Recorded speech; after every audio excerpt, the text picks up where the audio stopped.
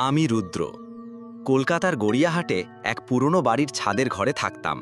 এটা ২০০১ সালের কথা। তখন সদ্য চাকরি পেয়েছি, সদ্য শহরের কোলাহলে ঢুকেছি। একলা থাকতাম, অভ্যস্ত হয়ে গিয়েছিলাম। আমার একটাই অদ্ভুত অভ্যাস ছিল, ঘুমাতে যাওয়ার আগে দেয়ালে টাঙানো দাদুর দেওয়া পুরনো ঘড়িটা একটু তাকিয়ে দেখা। কেউ বলতো ঘড়ি দেখেই দিন কেটে যায়, আমার দিনটা শেষ হতো ঘড়ি দেখে।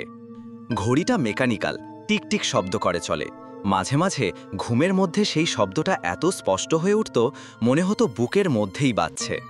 প্রথম রাত, রাত ২:১৬। হঠাৎ ঘুম ভেঙে যায়। চারদিকে নিস্তব্ধতা, কিন্তু ঘড়ির টিকটিক বন্ধ। আমি চোখ কচলে উঠে দেখি ঘড়ির কাঁটা থেমে আছে, ঠিক ২:১৬-এ। ভাবলাম হয়তো ওভারওয়াইন্ড হয়েছে। ঘড়িটা নামিয়ে আবার সময় ঠিক করে দিলাম।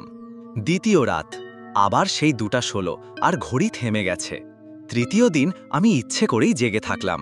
সেই পুরনো কাঠের খাটে বসে চুপচাপ ঘড়িটার দিকে তাকিয়ে রইলাম। আলো নিভিয়ে দিয়েছিলাম, শুধু জানালা দিয়ে ঢোকা পেছনের বিল্ডিংয়ের আলো এসে পড়ছিল দেয়ালের ওপর। ২:১৫, আমি নিঃশ্বাস বন্ধ করে বসে আছি। ২:১৬, ঘড়ি থেমে গেল। এইবার আমি ঠান্ডা অনুভব করলাম। জানালাগুলো ছিল সব বন্ধ, অথচ ঘরের ভেতর যেন হালকা বাতাস বইছে। আমি এগিয়ে গেলাম ঘড়িটার দিকে। হাত বাড়াতেই কাঁচের ওপর একটা ছাপ দেখতে পেলাম, ভেজা হাতের ছাপ, যেন ভিতর থেকে কেউ চাপ দিয়েছে।